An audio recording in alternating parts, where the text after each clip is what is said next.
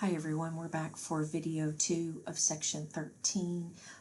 We are starting on page 1088, chapter 66, Schizophrenia Spectrum Disorders.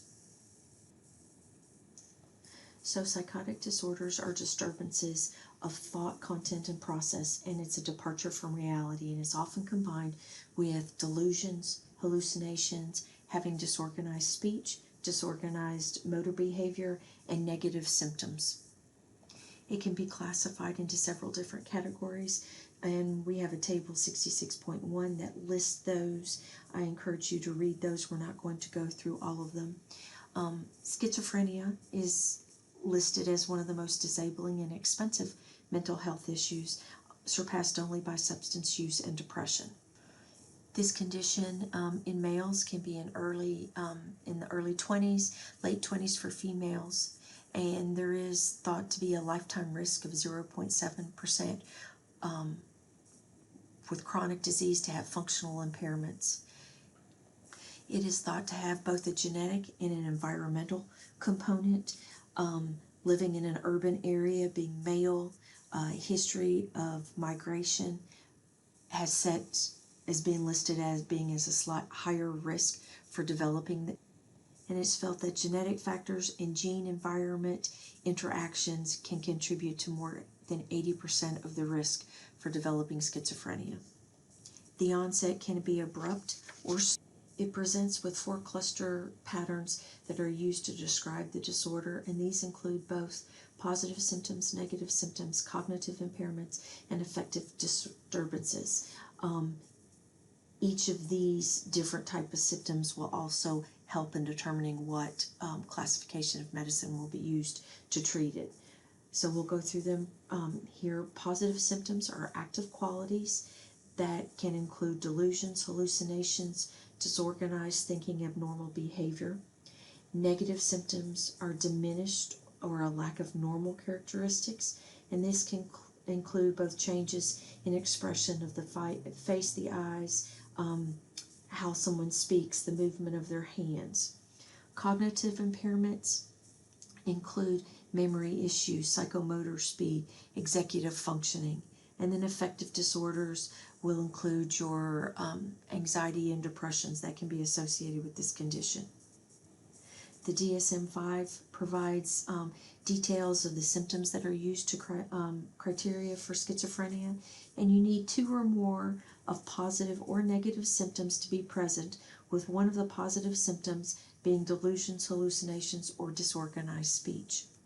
In page 1091, box 66.1, there is a system, clusters of schizophrenia, that gives some good information on how you might see positive, negative, cognitive, or affective issues present for your patient.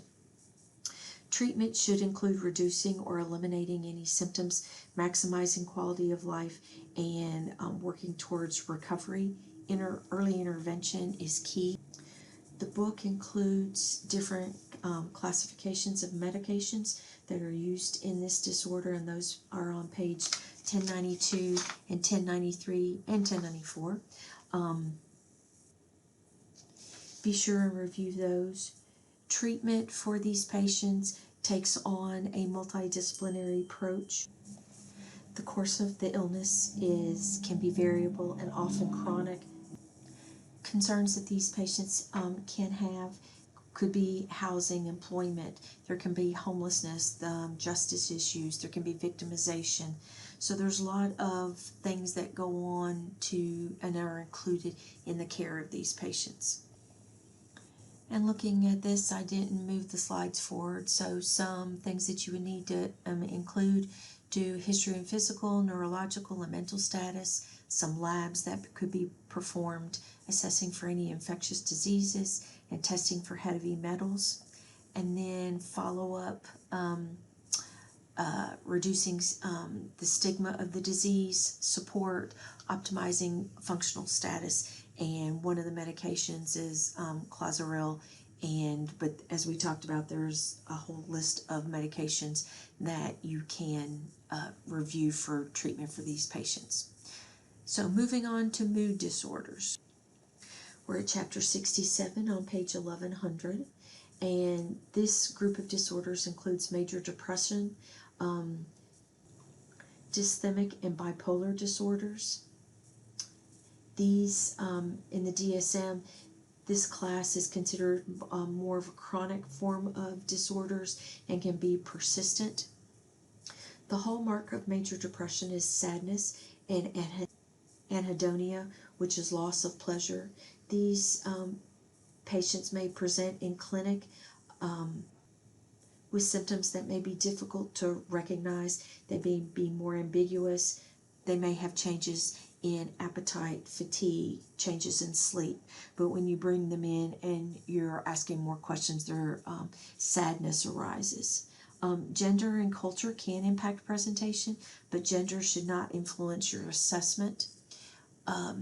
It is seen in major depressive disorders are seen more in women, and up to 20% of the population can be affected by it. There is a peripartum depression that can occur during childbirth up to 4 weeks after, and approximately 3 to 6% of women will develop this, so it's important to be aware of that for managing your patients.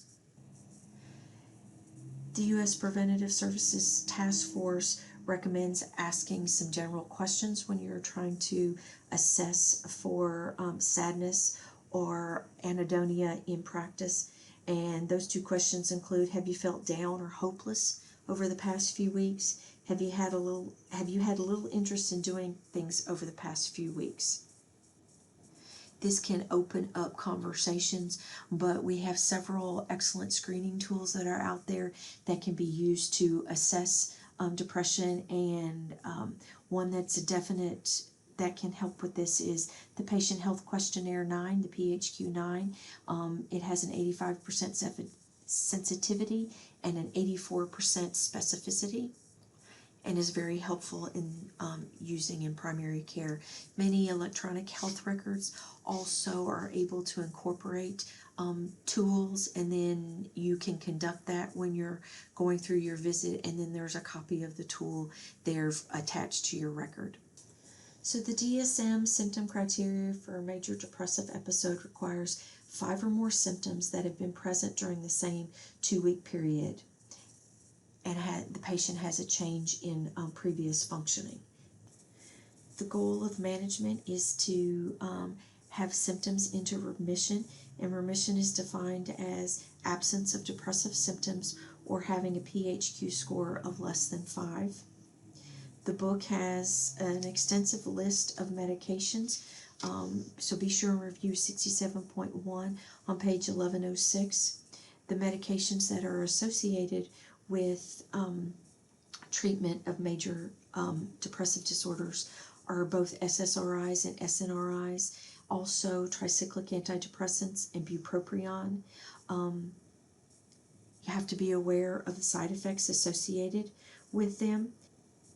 For example, bupropion is not indicated for a person with bulimia, but there are certain medications in this class, such as paroxetine, fluoxetine, and fluvoxamine, that can have a significant CYP-P450 interaction effects.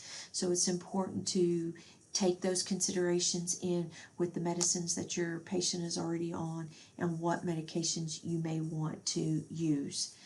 And also, tricyclic antidepressants are not less effective than some of the newer SSRIs or SNRIs. They just often have more side effects. Next, let's talk about bipolar, and these disorders are characterized by cyclic episodes of mania and depression. And mania is described as excessive excitement, elation, distraction, restlessness, agitation, flights of ideas, decreased sleep, and poor judgment. The spectrum of bipolar disorders include bipolar 1 and bipolar 2. And bipolar 1 is essentially mania, and bipolar 2 is combination. And there's also a category called cyclothymic disorders, and that is an alternating cycle of hypomania and depressive episodes, but it's of a lesser severity and does not meet the DSM criteria. The book lists on page 1112, box 67.2, a mnemonic for helping you to identify patients that may present symptoms of bipolar disorders, and it's called Dig Fast. So I encourage you to look at that.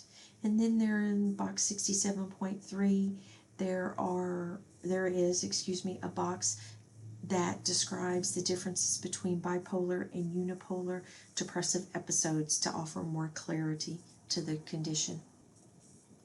Treatment options for bipolar, one with hypomania, mania, or even mixed episodes. The gold standard is lithium, as this is known to also decrease suicidal behavior. Other medications include valproic acid. You also have Tegretol, Triliptal. So be sure and review on page 1116. It has first-line medications for bipolar disorders, and it also offers adjuvant treatments and options if there's non-response. Next, we're moving on to suicide. And suicide is the 10th leading cause of death in the U.S. and the second leading cause of death in adolescents. Up to 50% of these individuals may have a physical illness. There can be family histories associated with suicide. The book lists a mnemonic, SAD persons, and this is found on page 1120, that can be used to evaluate a person's suicide risk.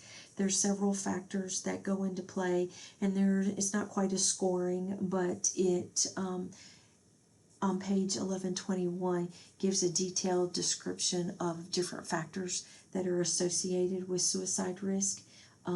Patients need to be assessed based on what their clinical exam is.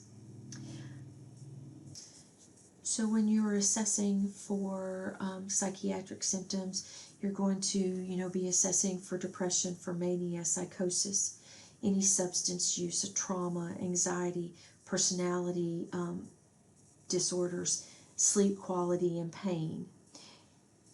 If you're assessing for a suicidal ideation, you need to be able to get information on a plan, intent, availability of means such as medications or firearms. Asking about a suicidal ideation does not trigger a suicide or increase the risk of suicide, but the goal is to save a life.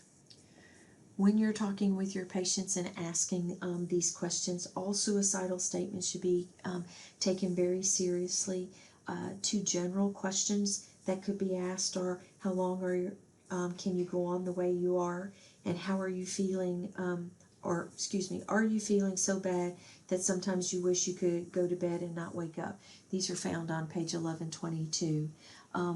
When you're assessing for a suicide plan, it's important to assess for specificity, availability, and lethality. So you're wanting to know if they have a specific plan in place. You're wanting to know the details of the plan, and the more details and the more availability of the method, then there is a higher risk of suicide. If a suicide risk is assessed, it's important that you determine what level of risk and the direction of the intervention, and that's all going to be individualized by your patient's situation. The primary goal is to maintain the patient's safety.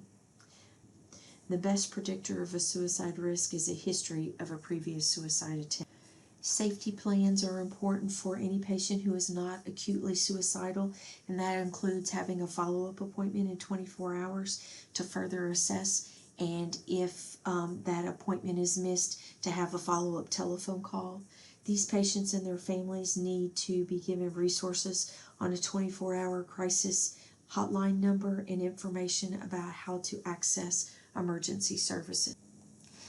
If medications are prescribed, it's important that only a week's supply is given and no refills are given, so you're able to bring those patients back in and assess more frequently and make sure that social support systems are being utilized. looking forward on the upcoming content. I think there's going to be, I think this will be a good place to break. So we'll render this video, and this will be for chapter 67 and, excuse me, 66 and 67. We'll come back for anxiety, stress, and trauma-related issues next. Thank you.